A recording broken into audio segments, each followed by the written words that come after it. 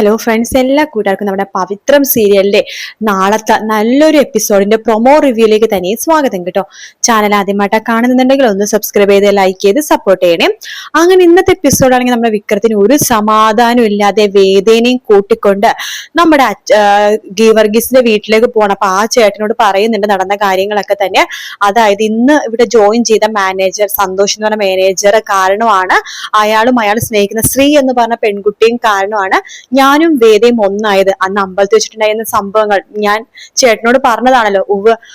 അതിലെ ആ ഒരു കാമുകണ്ടല്ലോ സന്തോഷ്, അയാൾ തന്നെയാണ് ഈ സന്തോഷും എന്ന് പറയാണ്. ഇത് കേട്ട് നമ്മുടെ മേരിക്കും ഗീവർഗീസിനൊക്കെ ആകെ ഷോക്ക് ആവാട്ടോ.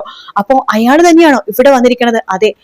അപ്പൊ ഇങ്ങനെ പറയുന്നുണ്ട്, എനിക്ക് എന്തോ പറയുന്നത് കുറ്റബോധം പോലെ തോന്നുവാണ് ചേട്ടാ. കാരണം ഞാൻ കാരണമാണ് അന്ന് അവരുടെ വിവാഹം വിവാഹം കഴിഞ്ഞിട്ട് ആ കെട്ടുതാലി അവളുടെ കഴുത്തിൽ നിന്ന് ഞാൻ അത് വലിച്ചു പൊട്ടിച്ചതാണ്. അതിനുശേഷം ഞാൻ അത് വേദയുടെ കഴുത്തിലേക്ക് ചാർത്തിയത്. അതുകൊണ്ട് തന്നെ എനിക്ക് ആ കുറ്റബോധത്തിൽ നീറിക്കൊണ്ടിരിക്കാനാണിപ്പോ. ഇന്നലെ ഞാനും വേദയും കൂടി പോയിട്ട് അവിടെ പോയി സംസാരിച്ചായിരുന്നു. പുള്ളിക്കാരൻ ആദ്യം അങ്ങനത്തെ സംസാരിക്കാൻ കൂട്ടാക്കിയില്ല. പിന്നീട് ആ പുള്ളിക്കാരൻ നടന്ന സംഭവങ്ങളൊക്കെ പറഞ്ഞു. അതായത് ഞാൻ ആ വിവാഹം മുടക്കി കഴിഞ്ഞിട്ട് പിന്നീട് അവർ അനുഭവിക്കേണ്ടി വന്ന പീഡനങ്ങളുടെ കാര്യങ്ങളൊക്കെ എന്നോട് പറഞ്ഞപ്പോ എനിക്കത് മനസ്സിന് തകർത്ത് കളഞ്ഞു. അയാൾ 2 പ്രാവശ്യമാണ് മരണത്തിൽ നിന്ന് രക്ഷപ്പെട്ടു വന്നത്. അങ്ങനെയാണ് ആ കാൽ നഷ്ടപ്പെട്ടത്. ആ പെൺകുട്ടിയാണെങ്കിൽ പുറത്തൊന്നും ഇറങ്ങാതെ റൂമിനകത്ത് തന്നെ ഏതോ ഒരു മാനസികാവസ്ഥ കഴിഞ്ഞുകൊണ്ടിരിക്കുകയാണ്. രണ്ടുപേരും രണ്ടുപേരുടെ ലോകത്ത് കഴിഞ്ഞുകൊണ്ടിരിക്കുകയാണ്. ഇതിനൊക്കെ കാരണം ഞാനല്ലേ. എനിക്കും വേദക്കും സമാധാനമില്ലാത്തൊരു ജീവിതം ഉണ്ടാവാൻ കാരണം ഇത് തന്നെയാണ്. നിങ്ങൾക്കറിയാവോ, ഞാൻ വേദയുടെ കഴുത്തിൽ 4 പ്രാവശ്യം ഇതിനോടകം താലി ചാർത്തിയിട്ടുണ്ട്. അതൊക്കെ താലി ചാർത്താൻ കാരണം ഓരോരോ കാരണങ്ങൾ കൊണ്ടിട്ടാണ്. പക്ഷെ എനിക്കിപ്പോ മനസ്സിലായി ഇതൊന്നും കൊണ്ടിട്ടല്ല കാരണങ്ങൾ. ഇവരുടെ ആ ഒരു ശാപം എന്റെ തലക്ക് മുകളിൽ ഉണ്ടായിരുന്നു. അതുകൊണ്ട് തന്നെയാണ് മനസ്സമാധാനത്തോടെ എനിക്ക് വേദന കഴുത്തിൽ താലി ചാർത്താൻ പറ്റിയിട്ടില്ല. മനസ്സമാധാനത്തോടെ ഒരു ദിവസം രാത്രി പോലും ഞങ്ങൾക്ക് കഴിയാൻ പറ്റിയിട്ടില്ല. അതുകൊണ്ട് ഈ ശാപത്തിൽ നിന്ന് എനിക്ക് മോക്ഷം കിട്ടിയേ പറ്റും. അപ്പൊ ഗീവർഗീസിനെ പറയണ്ട, നമുക്കൊരു കാര്യം ചെയ്യാം, അച്ഛന്റെ അടുത്തേക്ക് പോയിട്ട് നമുക്ക് സംസാരിക്കാന്ന് പറയണം. അങ്ങനെ അച്ഛൻ്റെ അടുത്ത് പോയിട്ട് കാര്യങ്ങളൊക്കെ പറയുമ്പോൾ അച്ഛൻ അവരെയും കൂട്ടിക്കൊണ്ട് സന്തോഷിന്റെ അടുത്തേക്ക് പോവാണ്.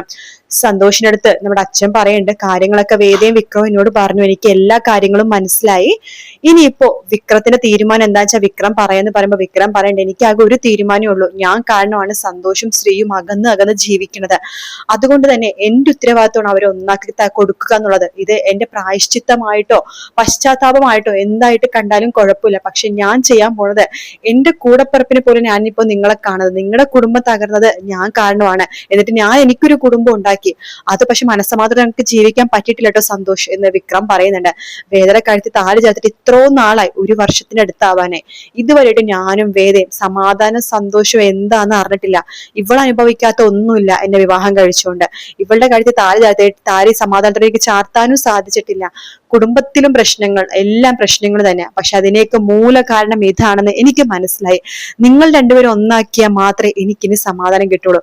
ഞാൻ സന്തോഷിന്റെ സ്ത്രീക്ക് വേണ്ടി ഇറങ്ങി പുറപ്പെടുവാണ്. അപ്പോ സന്തോഷ് വേണ്ട, അത് വല്ലാത്തൊരു ഇതായിരിക്കും, അങ്ങനെ പോവണ്ട.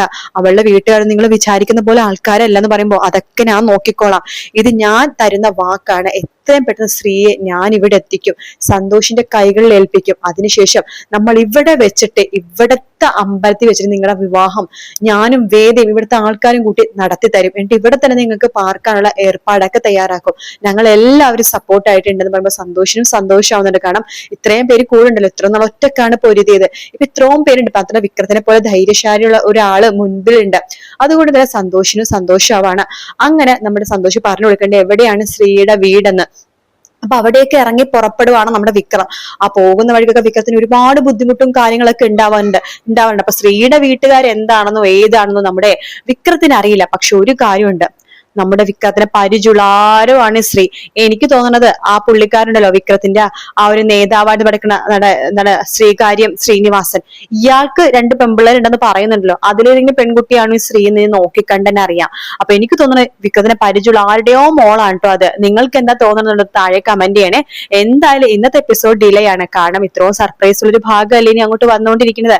അതുകൊണ്ട് തന്നെയായിരിക്കും. അപ്പൊ നമ്മുടെ വേദയുടെയും വിക്രത്തിന്റെയും കുഞ്ഞു വരാൻ പോകുക. അത് അടുത്ത ആഴ്ച കണ്ടുള്ള വീക്കെൻഡ് പ്രൊമോ നമുക്ക് കാണാൻ സാധിക്കും. വീഡിയോ ഇഷ്ടപ്പെട്ടാൽ ലൈക്ക് ചെയ്യുക, സബ്സ്ക്രൈബ് ചെയ്യുക, കമന്റ് ചെയ്യുക. മറ്റൊരു വീഡിയോ കാണാം. Take care, bye bye.